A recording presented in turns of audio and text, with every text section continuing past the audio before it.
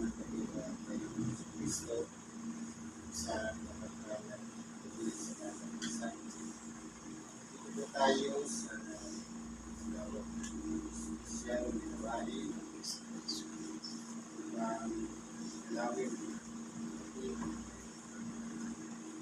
doon po sa sitas na binasa kanina. Ang sabi po doon, walang po ng isang Diyos. Magsiparito sa akin kayong lahat na nangungkapangal at nanatibigit ang lupa at kayo'y aking pagkakamali. Ito po ay isang versikulo na kung saan nag-aanyaya po ang ating ng Panginoon na lumapit sa Kanya. Sino-sino po yung mga inaanyayahan niya? Walang iba yung mga nangangapagal. Sa paano parang po ba tayo nangangapagal? Una, doon sa pamumuhay natin bilang isang tao, alam natin na ating katawang laman ay marupok, mahina, kumbaga makabayaan lang ng punti, nagkakaroon na ng karamdaman. Ngayon po, para maibsan ang ating pagpapagal, meron pong kanyayang ating dakilang Panginoon na kung saan ang hinahanap natin dapat masumpungan natin. Sapagkat tunay nga po na nabubuhay tayo dito sa ibabaw ng sanlibutan, dalawang bagay lang ang nilalakaran ng tao. Yung lakad dito sa ibabaw ng sanlibutan at yung lakad na kung saan tayo nagpapasabot sa Diyos. Sa katuwid, yung tinatawag na material at spiritual na pamumuhay.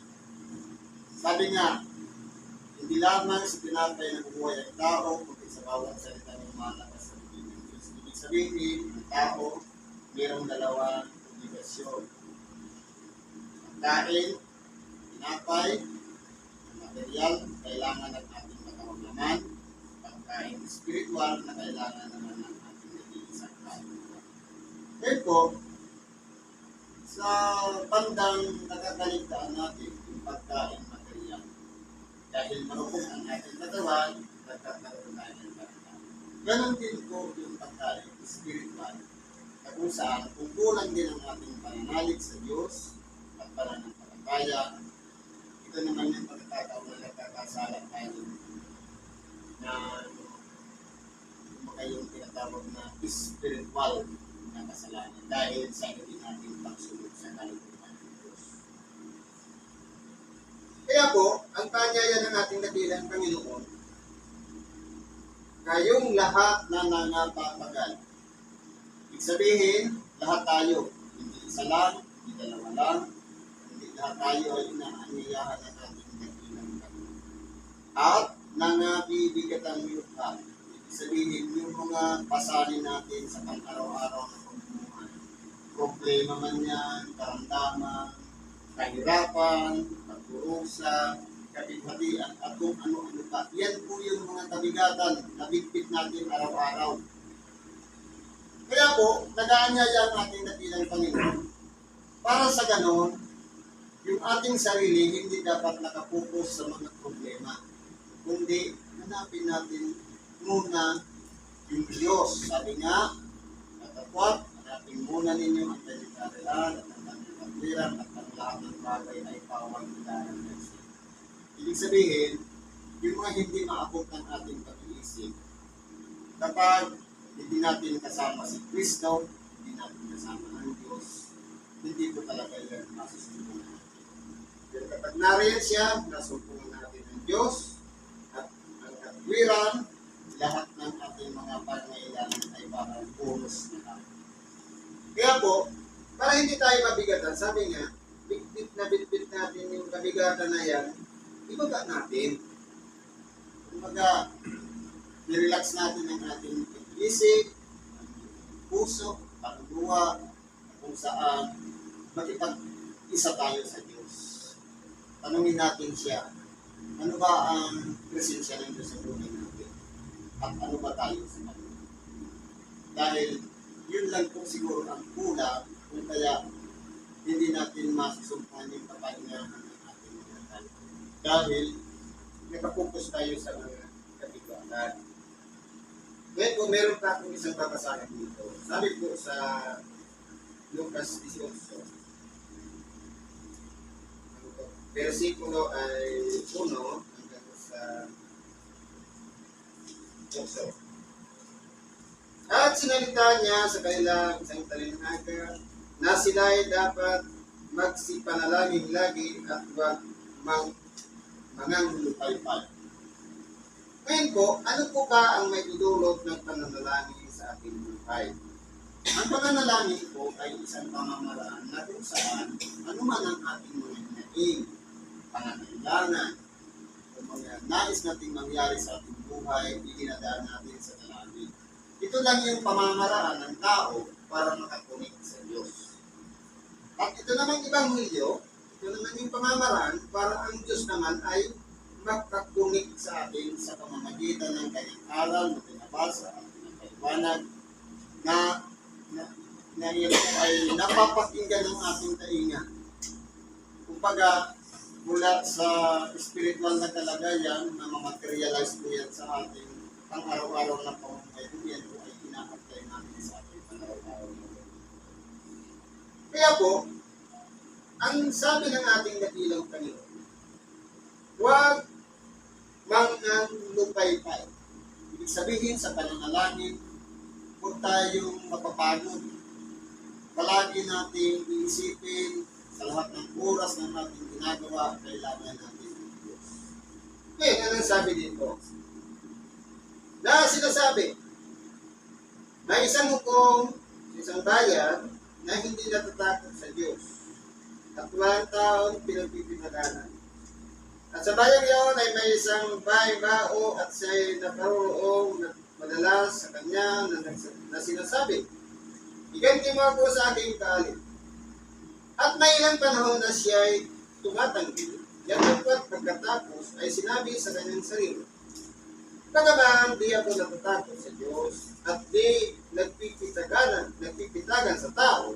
Gayon man, sapagkat nililigalig ako ng baong ito, ay igaganti ko siya. Bakit niya ako bababagin sa kapaparito? At sinabi ng Panginoon, pakinggan ninyo ang sinabi ng likong hukom. At hindi baga, igaganti ng Diyos ang kanyang mga hirang na sumisigaw sa kanya ng araw at gabi. At siya ay may pagpapahinuhog sa kanila. Sinasabi ko sa inyo na sila'y madaling igaganti niya, gayon may pagparito ng anak ng tao, makakasumpong baga siya ng pananampalataya sa lupa. Ngayon, kung aralin po natin ang talinhaga, meron po ditong isang kalagayan o dalawa, yung litong hukom at yung babaeng tao. Ngayon po, ang litong hukom ay, dahil nga siya ay liko, isang taong masama. Kumbaga, sabi nga, walang taong pinagpapitaganan. Kumbaga, poderoso. At mayroong isang babaeng tao na kung saan ay gabi-gabi nangungulit doon sa hukom para iganti sa kanyang daan. Ngayon po, paano natin yan maiugnay sa ating sena? Ipalagay natin na kung yung likong hukom na sa kanyang kasamaan ay nagawa niya iganti ang babaeng tao. Yun po ay inihalimbawa na kung ang tao nga bagamat masama ay nakakagawa ng mabuti, gaano pa kaya ang Diyos. Ibig sabihin, inilalarawan sa talinhagan ito, ang kalagayan ng hukom ay katulad ng Diyos, sapagkat siya po ay powerful o makamangyari. At yung kapaparito ng babaeng tao, yan po yung tinatawag na pamumulit, yan po ay ginagawa natin sa pamamagitan ng pananalangin. Na kung tayo po ay walang patid sa kadadalangin sa Diyos, kung yung likong hukom na pagbigyan niya ang kahilingan ng babaeng bao, gaano pa kaya tayo na mas higit na nangangailangan, lalong-lalo na sa oras na ito, ng milagro upang sa ganoon ang ating kapatid na may karamdaman sa kapupulit natin sa Diyos ay ipagkaloob ang kanyang himala o milagro upang sa ganoon magsigaling ang kapatid natin may karamdaman.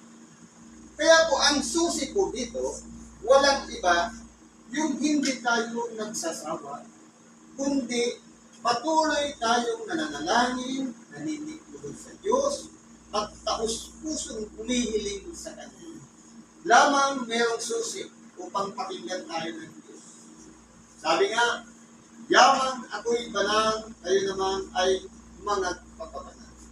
Ibig sabihin, hindi pakikinggan ng Diyos ang anumang ating dalangin kung tayo man ay may kasalanan. Sa makatuwid, kinakailangan natin humingi muna ng tawad sa Diyos. Sapagkat, tunay nga po na kung siya'y banal, ang paghingi ng tawad ay isang pamamaraan upang tayo ay tawagin ding banal.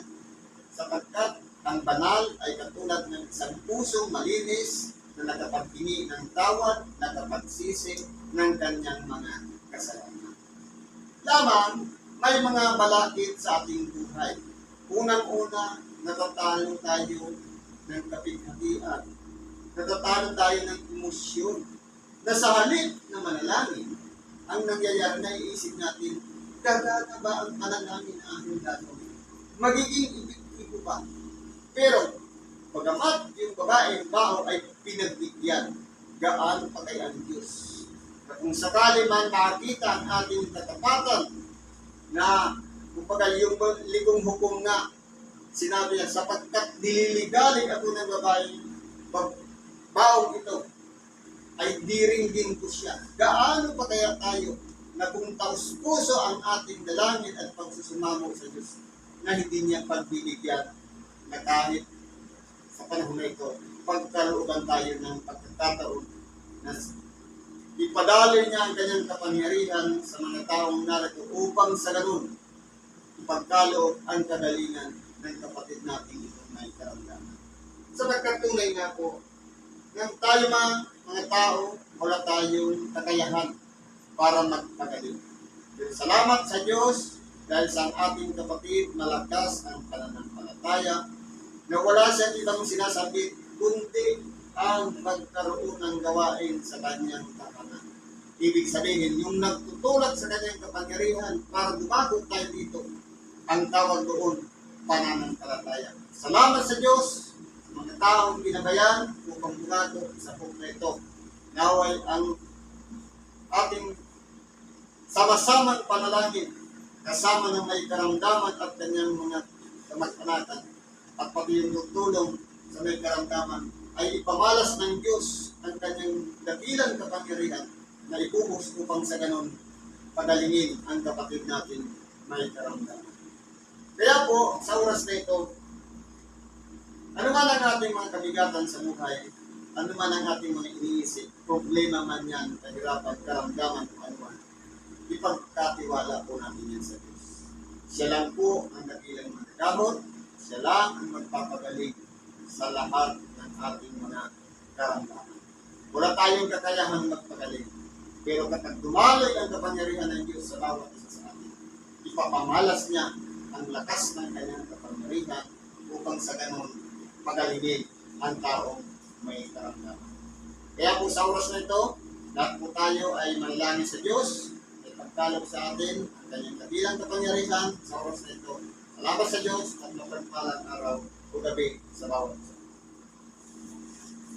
Ang magsabi siya'y kasama, tawanan, sumasa kanya, manghingala at sumampalaya. at